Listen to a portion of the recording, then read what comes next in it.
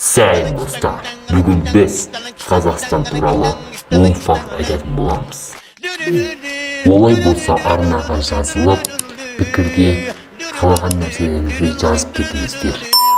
Айтпақшы, жаңа жылдарыңыз құтты болсын. Бүгін кешке жаңа жыл жақсылап өткізіңіз.